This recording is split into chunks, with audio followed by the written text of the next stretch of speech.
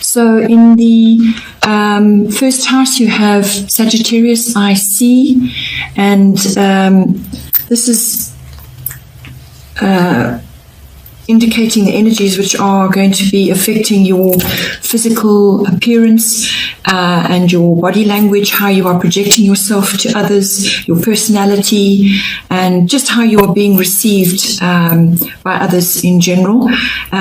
Physical body, your actual physical body. So with Sagittarius in there, it's indicating that you're requiring quite a bit of freedom of self-expression, and you may be feeling quite restless in your body, and you want to move your body, you want to get out, you want to start exploring.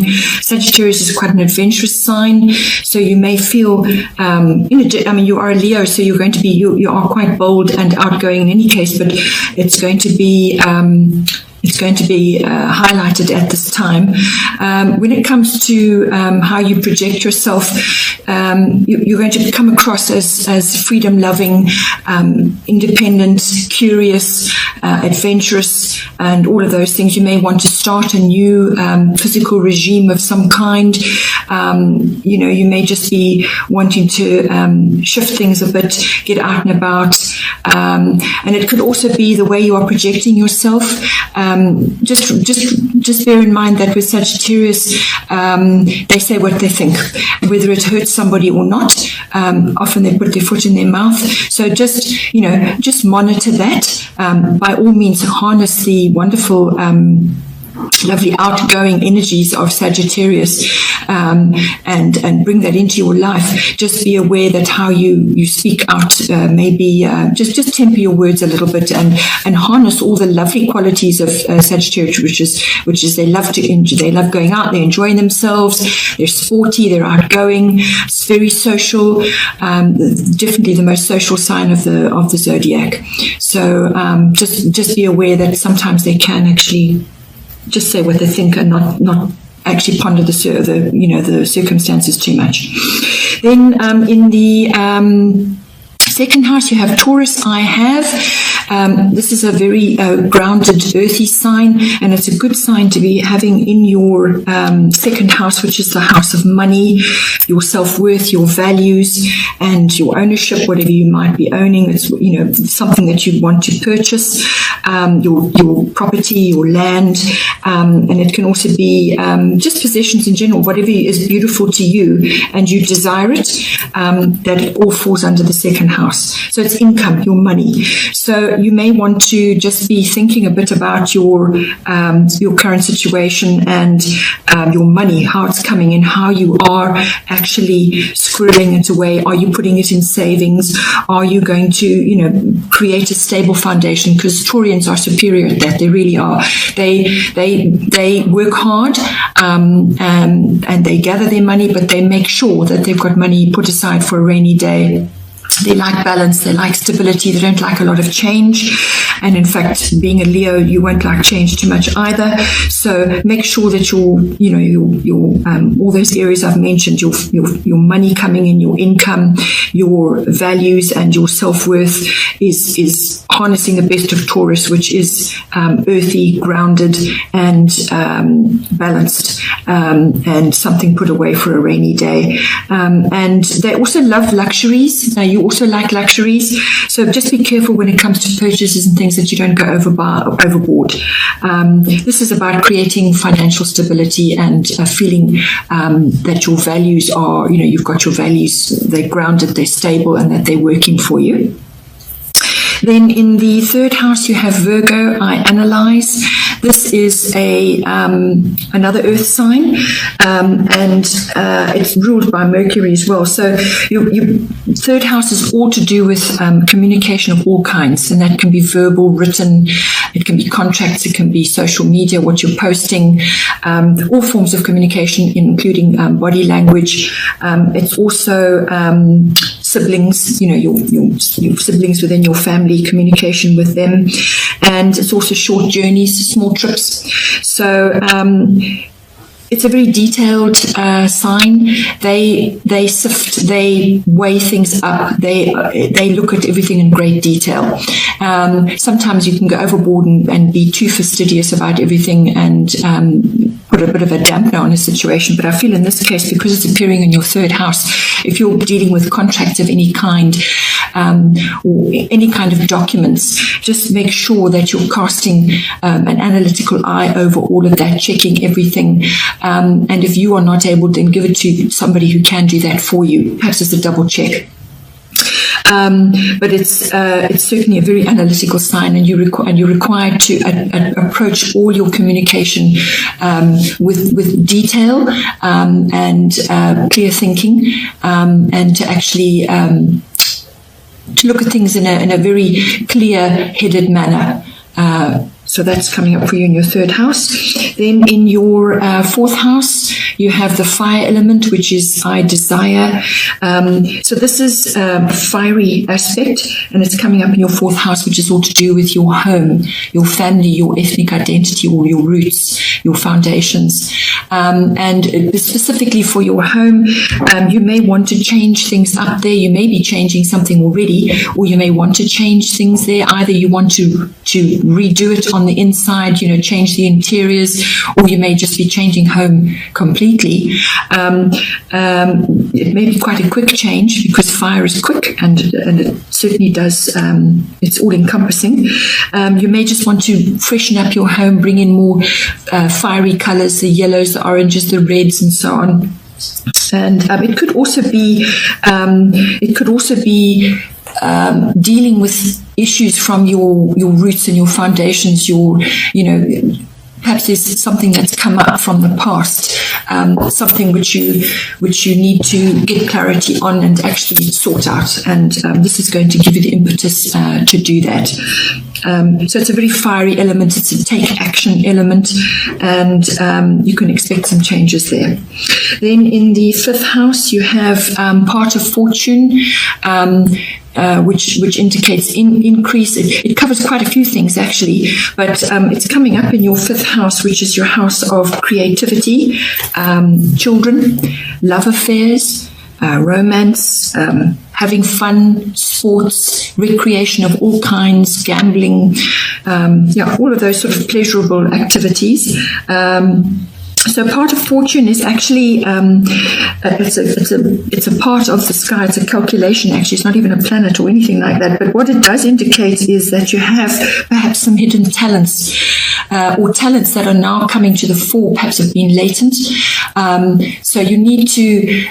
Part of fortune is all about something that you've overlooked, some sort of talents or some sort of abilities which perhaps you haven't used, or you haven't really focused on too much. Now is the time to do that, and it's falling into your fifth house of creativity. So if you are working on a creative project of some sort, not necessarily artistic, creativity is a different thing. So you can be artistic as well, but it's not a prerequisite for being creative. So you are a creative person in any case, being a Leo, so you're going to be harnessing that. But you may just be required to dig out perhaps something that you can do, but you've just never really focused on it, or you're just being asked to bring the creative angle really strongly into a creative project that you might be working on. And if it's for your children, they may be going through a few changes. They may be experiencing changes of some sort, and they may be looking at their talents and abilities and so on. So they're going to be possibly focusing on that, and your role is to assist them, to support them through all of that. It could also be an abundance of some sort coming in for you, some kind of harnessing of abundance, which can take many forms, not necessarily money. It can be really great friends. It can be very supportive family members. It can be something's been gifted to you. It can cover a wide range of things. So it's either coming in for you, or it's coming in for your children, or you're going to be seeing your children going through that. Or it could be that you are bringing romance in. Perhaps you've met somebody, and this could also be a form of abundance from the universe. It's love, it's romance, it's all those pleasurable activities, love affairs. Later on, you get into the relationship field, but in this house, it's all about light-hearted love affairs, having fun, all those romantic, heady initial stages. And this could be a gift from the universe, or you've called it in, or your children are experiencing that, but it's some kind of abundance coming in, or it could be an overlooked talent which you now need to harness. And then in the 6th house, you have Uranus, and it covers genius amongst other things. Your 6th house is all to do with your health and your diet and your working day, your work colleagues and your workplace, also your projects that you're working on, whatever work project you're working on, mastery of your craft, whatever is your speciality. So having that in there is a very nice aspect to bring in if you're harnessing the positive aspects of Uranus, which is obviously the genius within, harnessing any genius abilities, which may tie in with this overlooked talent of some sort that you may have. So you're being asked to bring that in. It is also, Uranus covers all kinds of advanced tech, electronics, and just a very advanced futuristic tech almost. So that may be coming into your work project or into your work environment. And you could even be meeting Uranus type people. They're they're very changeable, very quick thinking, but they're long term, they're visionary people. So you may have somebody like that in your environment, or you may be experiencing a lot of change, very quick, sudden upheavals in your work environment. And that is also going to create change. So from that will come something better, but those initial stages may feel a bit wobbly for you. But you may just be also having to tackle some kind of project which involves more advanced tech than what you are used to. It could even just be a massive phone upgrade, but when it falls in your 6th house, it's to do with your work colleagues and your workplace and your work projects. It's also to do with health and diet. So you may go through a bit of an upheaval, some kind of upset to do with your health. It's very quick. This Uranus strikes like lightning. So you can be doing something 1 minute and the next minute everything's changed. So it also covers the circulatory system, your nervous system, and so on. So if you are overdoing it in the work environment and you're starting to feel frayed around the edges, you may have a sudden shift of some sort, or be compelled to make a very quick, swift change through circumstances. So, examine, look after your health, look at your diet, be fastidious about what you're doing. And if you have to do research on that and actually take to the internet to find working solutions for you, we are all different, we're all unique.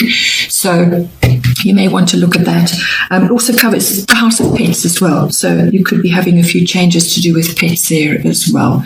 Then we have the 7th house, which is Pisces, I believe. This is the house of partnerships of all kinds, whether it's personal, one-on-one, committed relationship between yourself and a partner, or it could be a business partner. It covers all of that. And this is the deeper relationship. So the 5th house covers love affairs, which is the initial stage, and then you move to the actual deeper relationship, committed relationship between two people. So you could be having a bit of a crisis of faith, or you could be asked to have faith, Pisces, I believe. So those elements may be coming into your relationship, or you could be attracting somebody who is quite Piscean in their ways, their characteristics, and the way they are in a relationship. It could be quite a watery sensation. It can be lovely, it can be beautiful, it can be transcendent. Pisces is ruled by Neptune. There's a lot of imagination, a beautiful relating, actually. It could even signify somebody who's incredibly special. It could even be somebody really, really special in your life with a very deep connection. But there is always the other side of it. You could be involved with somebody who is grappling with perhaps your deeper relationship is a little bit confusing to you, or it's not clear, or there are issues of your relationship which are not clear. You may need to put boundaries in, because Pisces, they go with the flow. It's a water sign, and sometimes they can undo all the work that they've done. So just think about your own personal desires and needs, but you may have to surrender a few things for the greater good of the relationship. And especially if you've got Sagittarius appearing in your first house, this is your opposite of your seventh house. So how you are coming across to others is going to be very Sagittarian, outgoing, freedom loving. You may feel very restless, and yet in this relationship house you've got Pisces, which is all about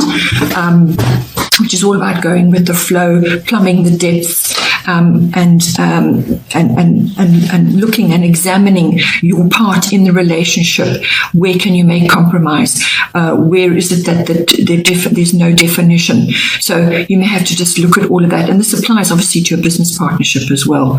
But you could also just be required to have a bit of faith, and if this is somebody very special in your life, well, then you have to temper all the other aspects of yourself to best accommodate a higher relating, and not slip into drama and negativity or self-undoing.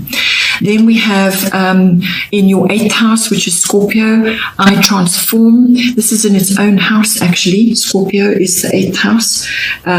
So if you are involved in a transcendental kind of relationship, or a very deep relationship, which is going through all the Piscean issues, Scorpio, I transform, is going to require of you quite a bit of transformation when it comes to joint finances, anything shared between committed partners, your resources. There's going to be some sort of transformation going on there. Scorpio is all about sex and power and money, and also ego death and rebirth. So you may have to look at this in a higher aspect when it comes to your deeper relationship. What is actually going on? Get clear about your part in the relationship and so on, and then you will have clarity when it comes to knowing what to do with all these deeper issues between committed partners. So if you are not in a relationship, then this is just being a bit, bringing in the finer qualities of Pisces into any relationship that you may want to have. And then also transforming your views about sexuality and about sharing resources. And you may also be attracting a very passionate relationship as well. And also it could be, as I said, some sort of ego death and then transformation.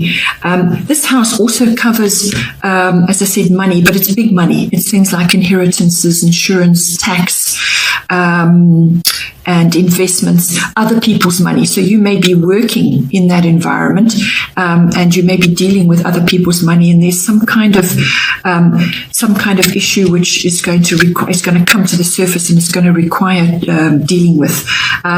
It could also be significant loss or gain. So the death of something and the rebirth of another thing. So just make sure your ducks are in a row. If you're handling other people's money, just make sure your ducks are in a row and that you're handling things with your feet on the ground and with your integrity intact.